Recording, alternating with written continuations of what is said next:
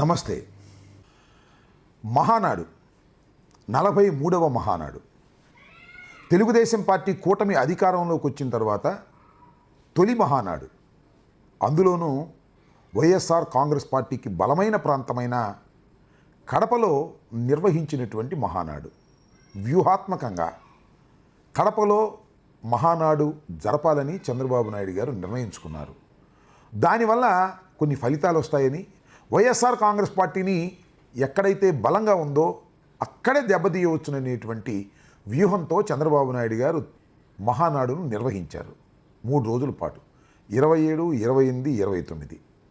ఈరోజే ఆయన ఆ కార్యక్రమాన్ని ముగించి ఒక సుదీర్ఘమైనటువంటి ఉపన్యాసాన్ని కూడా ఆయన తెలుగుదేశం కార్యకర్తల్ని, ప్రజల్ని ఉద్దేశించి మాట్లాడినటువంటి విషయాన్ని కూడా మనం చూసాం.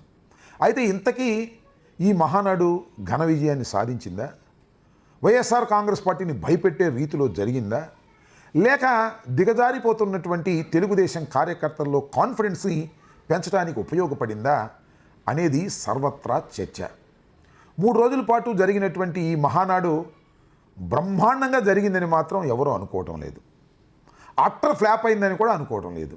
ఎందుకంటే అధికారంలో ఉన్నటువంటి రాజకీయ పార్టీ నిర్వహించేటటువంటి సభలు ఎంత ఆర్భాటంగా ఉంటాయో నేను ప్రత్యేకంగా చెప్పాల్సిన అవసరం లేదు. అందులో చంద్రబాబు నాయుడు గారు నిర్వహిస్తే ఎంత ఆర్భాటంగా చేస్తారో మనం ప్రత్యేకంగా చెప్పవలసినటువంటి అవసరం కూడా లేదు. అయితే చంద్రబాబు నాయుడు గారు మాట్లాడుతున్నప్పుడు వెనుక నుంచి వెనకే తెలుగుదేశం కార్యకర్తలు చైర్లు ఖాళీ చేసి వెళ్ళిపోయారనేది చాలా ప్రబలంగా ప్రచారం జరుగుతుంది. అఫ్కోర్స్ అది సాక్షిలోనో లేదా తెలుగుదేశం పార్టీకి వ్యతిరేకంగా ఉండేటువంటి పత్రికల్లోనూ మీడియాలోనూ చూపిస్తే దాన్ని మనం అంతగా నమ్మాల్సిన అవసరం లేదు. కానీ సాక్షాత్తు చంద్రబాబు నాయుడు గారే కన్ఫర్మ్ చేశారు. ఎందుకంటే తెలుగుదేశం కార్యకర్తలకి క్లాస్ తీసుకున్నారు. సుదీర్ఘమైన ఉపన్యాసం నేను చెయ్యను, మీరు చివరిదాకా ఉండాలి, మధ్యలో వెళ్ళిపోవడం సరైనటువంటి పద్ధతి కాదు అనేటువంటి మాటలు ఆయన మాట్లాడాడు. అంటే ఖచ్చితంగా ఆయన మాట్లాడుతున్న సమయంలో వెనుకనే జారుకున్నటువంటి తెలుగుదేశం కార్యకర్తలు అనేది స్పష్టంగా చెబుతున్నటువంటి అంశంగా అందరూ భావించవలసి ఉంటుంది. తెల్లవారితో వచ్చిన వాళ్ళు ఇదే పనిగా వచ్చాం. రాష్ట్రం నలుమూలల నుంచి వచ్చాం. సాయంత్రం వరకు కూర్చునే ఓపిక ఉండాలి. నేను కూడా ఇంత మునుపుమారిగా రాత్రి 10 గంటల వరకు మీటింగులు పెట్టడం లేదు. రేపు కూడా అదే చేద్దాం, ఎల్లుండి కూడా అదే చేద్దాం. కానీ మిమ్మల్ని ఒకటే కోరుతున్నాం, ఆ టైంలో మీరందరూ ఉండడం, ఫుల్ అటెండెన్స్ ఉండడం. మీరు బాధ్యత కలిగిన నాయకులు. నా మనసులో ఏముందో మీకు అర్థం కావాలి. మీ ఆలోచన విధానాన్ని నేను అర్థం చేసుకోవాలి. ఇకపోతే మహానాడు వేదిక మీద ఒకరికొకరు డబ్బా కొట్టుకున్నారు. తండ్రి కొడుకులు ఇద్దరు. లోకేష్ గురించి ఈయన డబ్బా కొట్టాడు, అదేవిధంగా చంద్రబాబు గారి గురించి కొడుకు డబ్బా కొట్టాడు. లోకేష్ గారు యువగళం గురించి బ్రహ్మాండంగా చేశాడనేటువంటి మాటలు మాట్లాడేటటువంటి ప్రయత్నం చేశారు. నేడు దేశంలోనే తెలుగుదేశం వల్ల తెలుగు వాళ్ళకు ప్రత్యేక గౌరవం, గుర్తింపు వచ్చింది. తెలుగు వారిని ప్రపంచంలో పెట్టింది మన చంద్రన్న. కులం, మతం, ప్రాంతం అతీతంగా అన్ని రంగాల్లో ప్రపంచంలోనే నంబర్ 1 స్థానంలో తెలుగు జాతి ఉండాలి. తండ్రి కొడుకులు ఇద్దరు సొంత డబ్బా, పరస్పర డబ్బా కొట్టుకునేటటువంటి కార్యక్రమం చేయటం చాలా మందిని ఆశ్చర్యాన్ని కలిగించినటువంటి అంశంగా నేను భావిస్తున్నాను.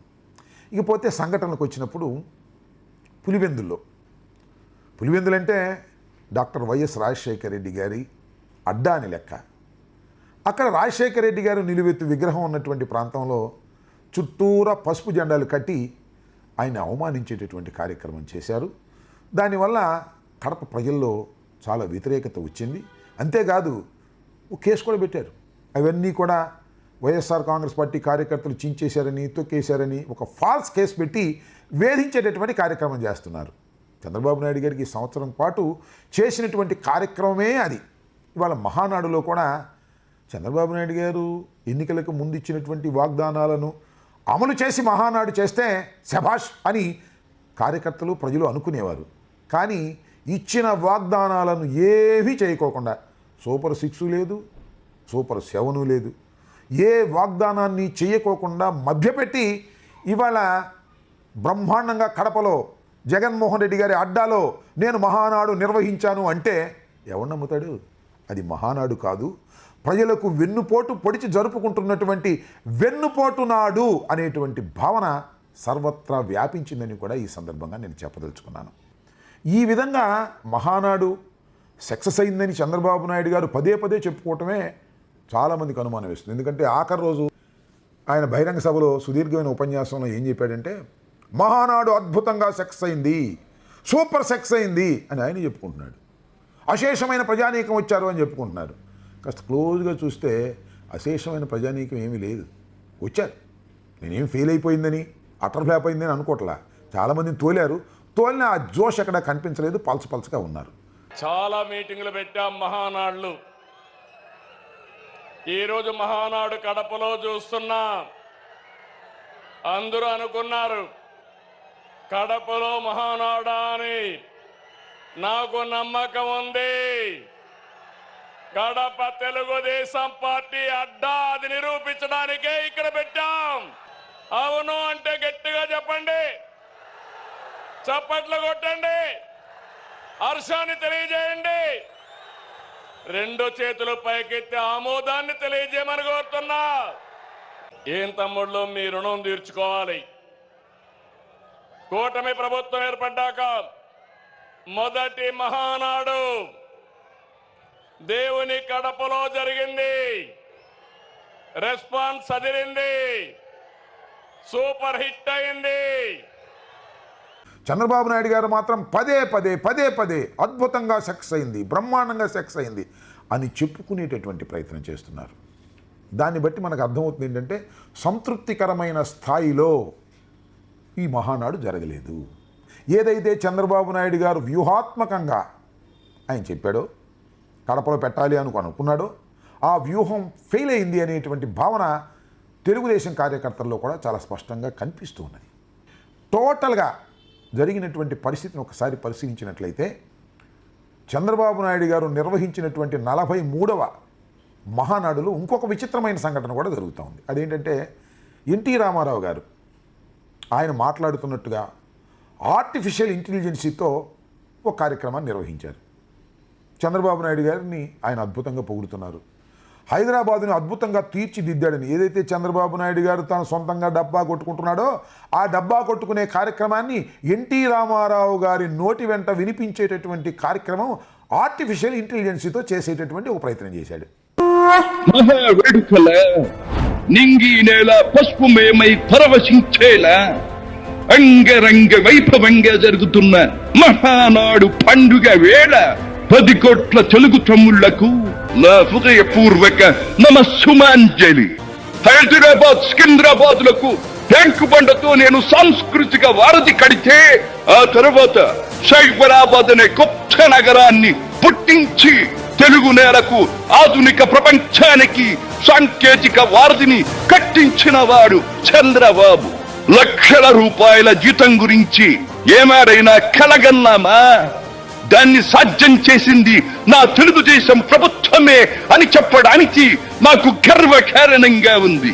P4 కార్యక్రమంతో పేదకు పేదరికం నుండి విముక్తిని కలిగించి బంగారు కుటుంబంగా తీర్చిదిద్దే చంద్రబాబు ప్రణాళిక అహో అద్భుతం, మహాద్భుతం. అంటే ప్రజల్ని మోసగించాలనేటువంటి తత్వంతో ఆయన చేసినటువంటి విషయం చాలామందికి ఇదొక అపాసుపాలైనటువంటి అంశంగా తెలుస్తూ ఉన్నది. ఎందుకంటే సోషల్ మీడియాలో మనం చూస్తున్నాం కదా, చంద్రబాబు నాయుడు గారు వెన్నుపోటు పొడిచి ఎన్టీ రామారావు గారిని అధికారం నుంచి దించేసిన తర్వాత, ఆయన చనిపోయే ముందు ఎన్టీ రామారావు గారు చంద్రబాబు నాయుడు గారి మీద ఏ రకమైనటువంటి అభిప్రాయాన్ని వ్యక్తం చేశారో, ఆ అభిప్రాయం ఇవాళ సోషల్ మీడియాలో బ్రహ్మాండంగా వైరల్ అవుతుంది.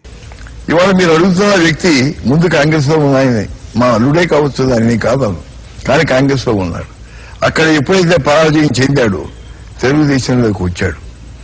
నేను మీ విధానాలకు పూర్తిగా అంకితం అవుతానని మాట ఇచ్చాడు, కానీ మనసులో ఉన్న దురాశ మాత్రం పోలేదు. నేను ఎన్ని పదవులు ఇచ్చినా అందుకే ప్రయత్నం చేస్తూ తన గుంపుని తన యొక్క గ్రూపుని పెంచుకుంటూ వచ్చాడు ఆయన. అదే నేను గమనించలేదు. గమనించాల్సిన అవసరం కూడా నాకు ఎంతవరకు కూడా పేద ప్రజలకు ఏ విధంగా సంక్షేమం కలిగించాలి, ఏ విధంగా వారికి సేవ చేయాలన్నదే నా ధ్యేయం. కానీ ఇక మా పార్టీలో ఎవరున్నారు, వాళ్ళ మనసు ఎట్లా ఉంది, ఈ విధంగా చూడటం అనేది నాకు అలవాట్లేదు. ఇప్పటికి కూడా అది ఆచారంగానే తీసుకోవడం. 214 సీట్లు తెలుగుదేశానికి ఎవరు ఎక్కడ ఎన్నడూ అనుకోని విధంగా వచ్చినాయి. ఆ తర్వాత పార్టీలో చేరిన వారితో కలిపి చూసుకుంటే 224 సీట్లు వచ్చాయి. కాబట్టి వాళ్ళు ఏం చేయలేకపోయారు. అదే 140, 130, 145 వచ్చుంటే వాళ్ళు ఏమైనా చేసి ఉండేవాడు. వాడు ఇదిగో మాకు ఈయన కావాలి, ఈయన కావాలి. ఎందుకంటే అంతకుముందే రంగం ఏర్పాటు అయ్యింది. అందరికి డబ్బు ఇచ్చాడు ఈయన. ఆయన పేరు చెప్పడం లేదు, పేరు కూడా అర్హుడు కాదు. డబ్బు ఇచ్చాడు అందరికీ 5 లక్షలు, 10 లక్షలు. ఇదిగో మీకు ఎన్నికలకు నేను ఇస్తున్నాను, మీరు నా మనుషులుగా ఉండాలి అని తన గ్రూప్ ఏర్పాటు చేసుకున్నాడు.